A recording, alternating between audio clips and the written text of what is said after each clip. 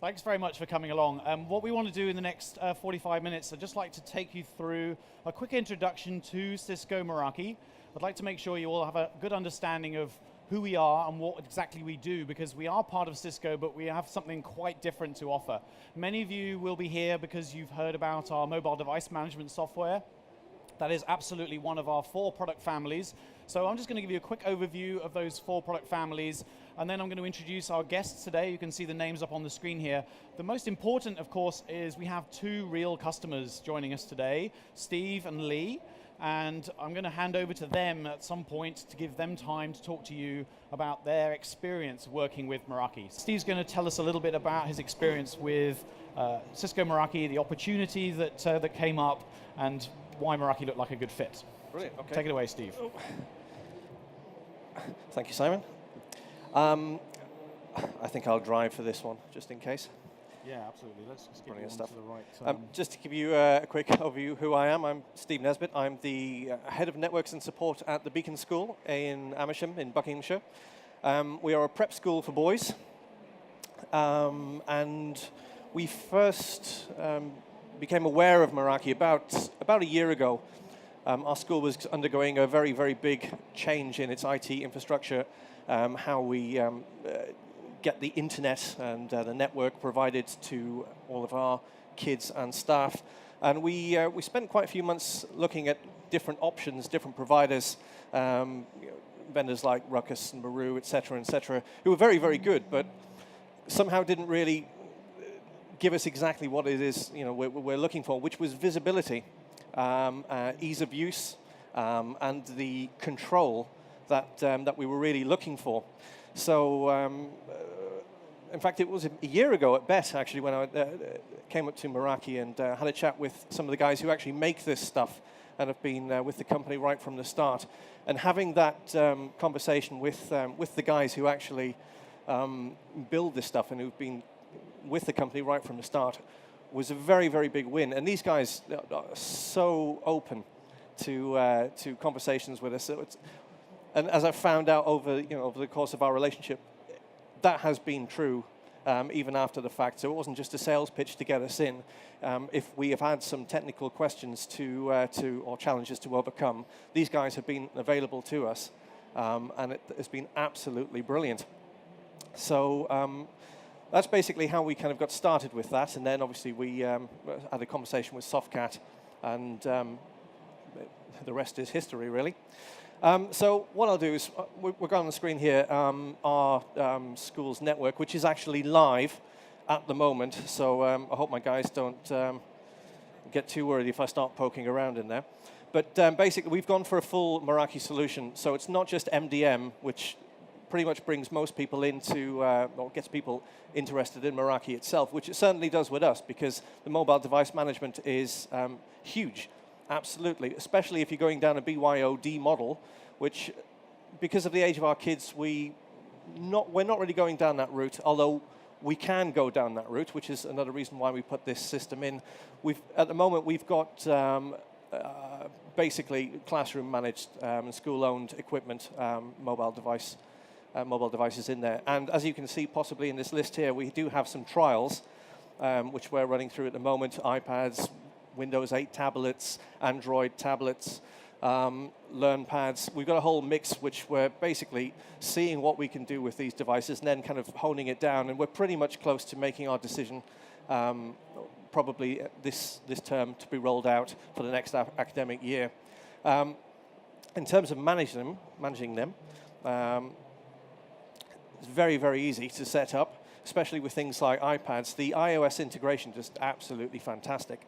And does anybody use the MDM so far? Can we get a show of hands? A few of you, and the rest are thinking, what's MDM? The mobile device management, very, very handy for the iPads, especially with things like the volume purchasing program. I.e., if we want to buy one particular app and push it out, excuse me, we can basically buy a license for this and then manage it from here. This is just checking that my mic's still working after that cough. Sorry. So basically, it's very, very easy to do this, and we can create profiles from the management console here for all of these devices very, very easily, and manage them from this. Oop. If I just go back to our apps here, and with the apps, we just choose our apps in the way that we normally would through the store, and then push them out. And the licenses, it doesn't even matter if the kids are bringing their own devices into the school. We can assign those apps to those kids' devices, and then they can come off either at the end of the day or the end of the term or the end of the year, and we control those licenses on those devices. So it's a very, very nifty little thing. If I just quickly talk about our wireless system as well. Very, very nice little system. I think this is what Simon was trying to do before, but getting the map up. As you can see, our school site just here, we get an instant overview of where we've got our access points, and it shows you the little numbers that we've got there, how many clients are connected to those access points. And something which is really, really cool for us, and something that we really like, is to actually have that visibility, to see where the areas are, where they're being most utilized. And once again, you can drill down, or in this case, see where we've got a little problem with one of our access points, which is actually displaying as red. So if we drill down onto that one, why is it red? Well, we actually unplugged it just for the basically to show you guys what it's like in preparation for this. So that's a really nifty thing. It gives you instant visibility. So even if you're a network manager or non-network manager, because you can open this up to any member of staff that you want.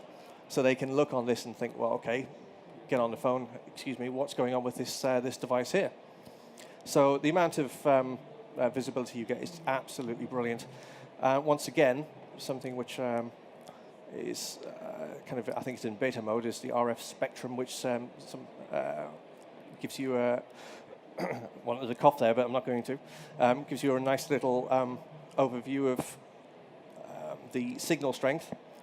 And if we try and get somewhere other than Spain and Algeria, zoom in, if I go into that, there we go. Something which is which we sometimes use as a location heat map, which basically gives us indications of how dense the devices are being used in certain locations, or if we need to put more access points into a certain location. Say if we've got multiple devices being used in our library, and our access point there is getting a lot of traffic through, it will instantly show us on here that there is a certain area of the school where we need to address and possibly put more hardware in if we need to. So it's not rocket science, and the amount of visibility that that we're given here is absolutely second to none. So that's another reason why we love it so much. And as you can see, scheduled maintenance, which is popping up in just a few days' time, it gives you loads of warning. If they need to do firmware upgrades on the actual equipment itself, you get loads of notice to do this, and it normally schedules it for out of hours. But what you can do is you can just say, well, nobody's going to be working from Friday night onwards, and you can override that if you want. But it's all done by Meraki themselves. So you don't have to take your access points down or plug them in or reconfigure them. It's all taken out of your hands and managed by Meraki, which is a really, really, really cool feature. I think that's pretty much all I've got to say on that. I don't want to bore people too much. No, that's great. Thank you very much, Lee. I mean, that's really so powerful to be able to see a real network. It's a lot more exciting than looking at our own. I think that's so many times exploring. Oh, there's plenty more. So could you tell us about any kind of hiccups that you experienced, or anything along the way which was an interesting part of the journey with getting started with Meraki? One of the challenges that we had is we're in a very unique situation where our network was physically linked to another school in the local area. And basically, we shared a domain with them, and they had a full Cisco network, and that was extended over into our school as well. One of the reasons why we were looking at changing was because it's coming to the end of the life of the partnership with that other school, and we wanted to basically stand on our own 2 feet. But we also needed to keep the network up and running, and the domain, because we're currently our network domain, how everybody logs on, is still connected to the other school. So trying to overcome that challenge was interesting, because we had to have a hybrid of existing networking infrastructure and domain, and roll out the new network and the new domain. And it was quite a big challenge. However, we got over that pretty quickly because we ended up speaking, as I was saying to one of your colleagues, one of the guys who built this system from the ground up, and having his knowledge and his input. In fact, there were a few things which hadn't even been addressed or they hadn't come across before. And we fed that back to Meraki, and within a period of just a few months, wouldn't you know, a firmware upgrade comes along, and it's available to us and to the whole Meraki ecosystem, which was really, really cool because they do actually listen. So thank you very much. Have you actually tried out the Make-A-Wish box? Just show us that quickly. Make-A-Wish. It's been a while. At the bottom of every page, just in case it's you're looking and thinking, oh well, I wish it could do something. You can actually ask them to do something that you want. Sandwich. So I can make a wish. Oh, there we go. And bless, they even make you a sandwich. So it's a really nifty little feature. But if you wanted to do something just a little bit more serious, then yes, you've got instant